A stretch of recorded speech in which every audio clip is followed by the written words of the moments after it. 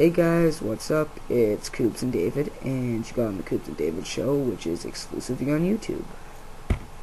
So today we're going to be talking about the Stanley Cup Finals, the NBA playoffs.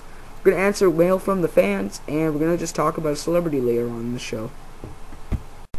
So last night, in Game 1 of the Stanley Cup Finals, the Pittsburgh Penguins were shut out 4-0 by the Detroit Red Wings. Michael Samuelsson scored, Cleary scored, and so did Henrik Zetterberg. We're going to get David talking about that now, so David, take it away. Okay, so I'm going to be talking about Game 1 and the rest of the Stanley Cup Finals. Well, Detroit came out strong in Game 1 and capitalized on their chances. Pittsburgh couldn't put one past Aussie, and as a result, Pens lost 4-0 to the Wings last night. Michael Samuelsson had 2 goals. Dallas Drake got 1, and Henrik Zetterberg put 1 in late to seal it. Now, Marc-Andre Fleury looked a little nervous enough for the Penguins, and I wonder if he can bounce back. The kid's in his first finals, so I don't blame him. I do think Detroit's experience is helping in the finals, but Carlton Milk can rise to the occasion. They play very mature for their age, and I trust them fully. Now, David predicted that Detroit would win the Cup in 5 games because of their experience. He says that Pittsburgh needs to lose once, so they learn. He says they have to lose once in the finals, so they learn from it. The goaltending is even, but Fleury needs to play like he has all playoffs. Now I'm going to be talking about the NBA playoffs. Thanks, David. We love the insight. So now we're going to be moving on to talking about the NBA playoffs, and we're going to answer some questions from the fans in this segment, and we're just going to talk about how the Celtics did last night, because they have to win one on the road now to move on. Now, Detroit's they blew it, because the Celtics hadn't won on the road until last night, and now the Celtics have that 2-1 lead in the series. There wasn't much scoring done from Detroit.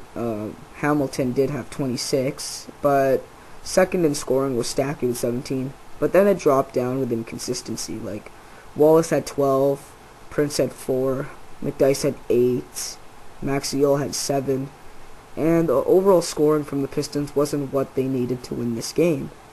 That being said, they did keep Allen and Pierce low in points, like 14 and 11 respectively, but they still allowed Garnett to get 22.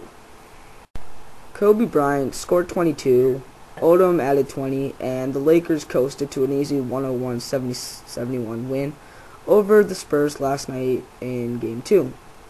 The Lakers have never trailed in that game, and they outscored the Spurs in each quarter, and now they're obviously up 2-0, and Game 3 is tomorrow in San Antonio.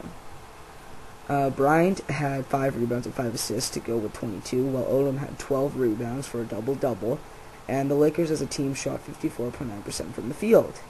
San Antonio's highest scorer was Parker with only 16, and they managed a really sad 34.5 field goal percentage. Phil Jackson, who's coaching the Lakers, says, quote, "I think they had an off night. They had some tired legs, and that's what happens when you have a lot of playoff games." Well, the Spurs did need 7 games to eliminate New Orleans in the second round, and the Lakers ousted Utah in 6. And Tim Duncan scored 12 and grabbed 16 for the Spurs, but he sat out the fourth quarter. Well, the Lakers have a stranglehold in this series, but the Spurs have to stop Kobe Bryant. I mean, the guy's carrying his team, but Odom is providing some good secondary, and so is Gasol. But basically, if the Spurs lose the next game, it's over. Like, I don't see them coming back from 3-0. I really don't even see them coming back from 2-0. The only way this will happen is if they win both their games in San Antonio, and they then do have a chance, but the Lakers, Phil Jackson, he's 41-0 in series, which he's won Game 1. So, call me crazy, but I think the Lakers are winning this series in 4 or 5. Okay, moving on to our next segment. We're going to just answer mail from the fans now. Me and David are just going to answer questions about anything. It can be about sports, celebrities, politics, news.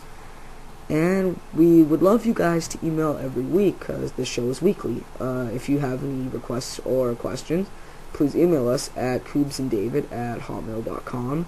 It is in the description, so you can copy the paste the link and just send it to us, because we love to answer your questions for you. Okay, so HockeyFan91 asks, who do you think is going to win the Stanley Cup and why? And this one's for me, because David already predicted the Red Wings.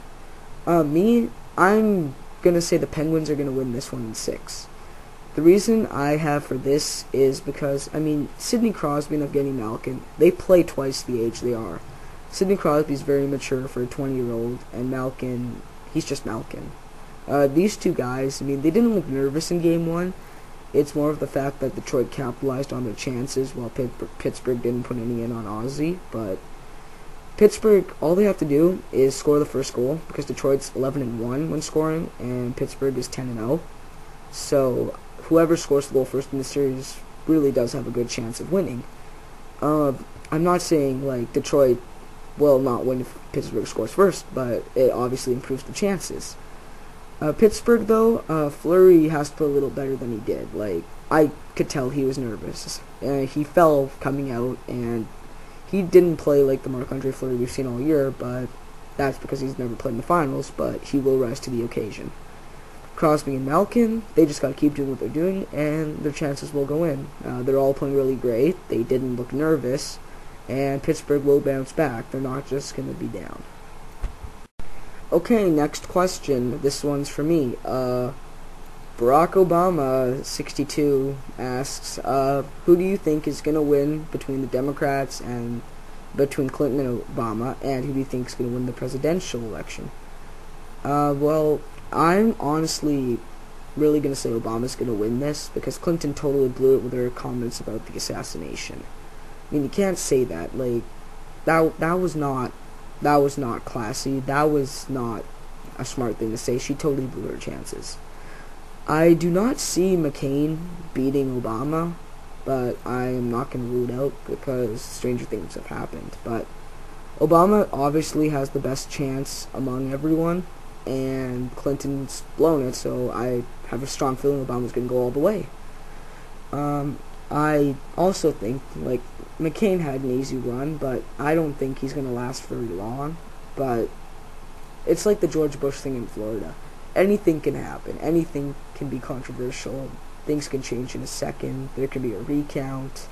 You just don't know, right? But I think Obama's going to be the next president of the United States of America. Thanks for the question. Okay, last question. We got Duodenum asking, quote, NBA Finals. You predicted the Lakers and Celtics Finals. Who do you see winning that series, and how many games will it take you? I'm going to say the Celtics will win this in 7 games back in Boston. The reason, you got Boston's 3 big guys, Garnett, Pierce, Allen, against Kobe Bryant. That's pretty unfair. Kobe's a great player. He should have been an MVP years ago, but it's the way he was treated. The way he was displaying himself off court. But Boston has a lot more depth, and they have a lot more firepower, pretty much. And Kobe can't, get point totals of Garnett, Allen, and Pierce combined. He can only do so much for his team. That being said, Gasol and Odom can rise to the occasion, and I can see them maybe pulling off a little of an upset, I guess. There's not much else. I just see the Celtics at 7 based on their depth, their big 3. And the only thing that concerns me, though, is that they've never played together as a unit, It's they're there. Yeah, they are there. But the problem is, are they going to be able to bond together for one more series if they do beat the Detroit Pistons?